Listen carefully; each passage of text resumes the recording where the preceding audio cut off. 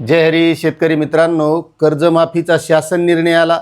त्याच्यानंतर कर्जमाफी कशी राबवली जाणार याबाबतची माहिती पुस्तिका आली आणि त्यानंतर या कर्जमाफीमध्ये बदलसुद्धा करण्यात आले.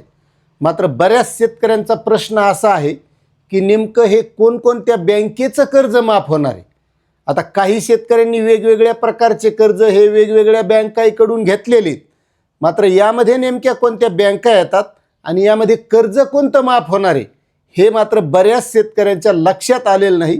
त्यामुळे आपल्याला हे समजून घेणं गरजेचं आहे की आपलं कोणतं कर्ज माफ होणार आहे, कोणत्या बँकेचं होणार आहे. कारण यामध्ये राष्ट्रीयकृत बँका, खाजगी बँका आणि जिल्हा मध्यवर्ती बँका अशा वेगवेगळ्या प्रकारच्या सहकारी बँका या कर्जमाफीमध्ये येतात.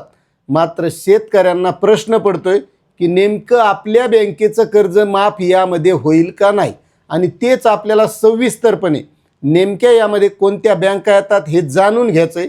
त्यामुळे तुम्ही जर आपल्या चॅनलवर नवीन असाल तर चॅनलला सबस्क्राईब करा, व्हिडिओला लाईक करा आणि सबस्क्राईबच्या बाजूचं बेल आयकॉन दाबायला विसरू नका. आणि हा व्हिडिओ जास्तीत जास्त शेतकऱ्यांना शेअर करा, कारण प्रत्येक शेतकऱ्याच्या लक्षात येणं गरजेचं आहे की आपल्याला कर्जमाफी मिळणार का नाही. आता याची प्रक्रिया चालू आहे, कर्जमाफीची अंमलबजावणी होईल, मात्र यामध्ये आपण पात्र होणार का नाही हे आणखीही बऱ्याच शेतकऱ्यांच्या लक्षात आलेलं नाही. आता एक लक्षात घ्या, शासन निर्णयाप्रमाणे आणि बदल केलेल्या शासन निर्णयाप्रमाणे 2 लाख रुपयांची कर्जमाफी ही या शेतकऱ्यांना मिळणार आहे. त्यामध्ये 2019ला जे पात्र शेतकरी होते त्या शेतकऱ्यांना सुद्धा आता 2 लाख रुपयाची मिळणार आहे. आणि जे अगोदरचे शेतकरी आहेत, आता त्यामध्ये तारखांचा खेळ मी सांगत बसणार नाही, कारण यासाठी आपण हा व्हिडिओ बनवलेला आहे की कोणत्या तारखेतील शेतकऱ्यांचं कर्ज माफ होणार आहे. त्यासाठी तुम्ही हा व्हिडिओ बघून घ्या, म्हणजे तारखेचं तुमच्या लक्षात येईल. आणि जे नियमित कर्जदार आहेत याला 50,000 रुपये प्रोत्साहन मिळणार आहे, त्याबद्दलची माहितीसुद्धा याच व्हिडिओमध्ये दिलेली आहे. आता महत्त्वाचा प्रश्न आहे, जी राज्य सरकारनं 2 लाख रुपयांची थकबाकीदार शेतकऱ्यांना कर्जमाफी, कर्जमुक्ती दिलेली आहे, तशी कर्जमुक्ती म्हणताच येणार नाही. याला कर्जमुक्ती म्हणजे त्या शेतकऱ्याचं पूर्ण कर्ज माफ. मात्र या कर्जमाफीमध्ये OTS वाल्या शेतकऱ्यांना वरील रक्कम भरल्याशिवाय 2 लाख रुपयाची कर्जमाफी मिळणार नाही. त्यामुळे या कर्जमुक्ती म्हणताच येणार नाही. मात्र कर्जमाफी याला म्हणायचं की ज्या शेतकऱ्याला OTSच्या वरची रक्कम भरावी लागते, म्हणून याला कर्जमाफीच म्हणावं लागेल.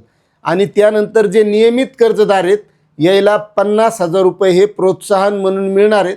आणि तसं पाहिलं तर या शेतकऱ्यांना सुद्धा 2 लाख रुपयाचा लाभ मिळणं गरजेचं आहे. याचं कारण असं आहे, जर या शेतकऱ्यांना सुद्धा या कर्जमाफीसारख्या शेतकऱ्यांसारखं 2 लाख रुपयाची जर माफी मिळाली असती तर आणखीही यामध्ये नियमित कर्जा भरणा करणाऱ्यांचं प्रमाण हे वाढलेलं असतं. मात्र त्यांना फक्त 50,000 रुपयेच मिळणार आहेत.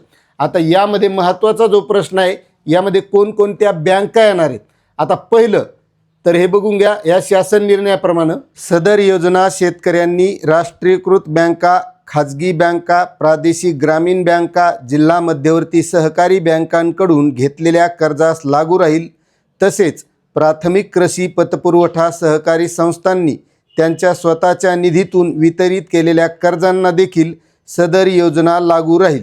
आता राष्ट्रीयकृत बँका म्हणजे या बँकामध्ये ते state bank of India, bank of Maharashtra, bank of Baroda, Punjab national bank, Canara bank, ज्याला आपण शासनाच्या बँका म्हणतो, राष्ट्रीयकृत बँका, अशा प्रकारच्या सर्व बँका यामध्ये येणार आहेत. मात्र महत्त्वाचा प्रश्न आहे, त्याचं उत्तर तुम्हाला मी नंतर सांगतो की यामध्ये कर्ज कोणतं.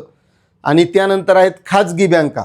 तर या खाजगी बँकामध्ये HDFC bank, ICICI bank, axis bank, IndusInd bank, yes bank, ह्या अशा प्रकारच्या ज्या बँक आहेत तर ह्या खाजगी बँकासुद्धा यामध्ये येणार आहेत. त्यानंतर आहे प्रादेशिक बँक. यामध्ये महाराष्ट्रामध्ये महाराष्ट्र ग्रामीण बँक यामध्ये प्रादेशिक येते, कारण ती महाराष्ट्रापुरतीच आहे. आणि त्यानंतर आहे जिल्हा मध्यवर्ती बँक. मग तुमच्या प्रत्येक जिल्ह्याची जी जी जिल्हा मध्यवर्ती बँका असेल ती बँक यामध्ये येते.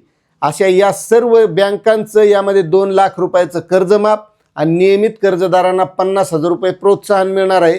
आणि त्यानंतर आहे महत्त्वाची म्हणजे पतपुरवठा सहकारी संस्था. या संस्थांनी सुद्धा जर दिलेलं असलं तर या संस्थांचं सुद्धा यामध्ये माफ होणार आहे.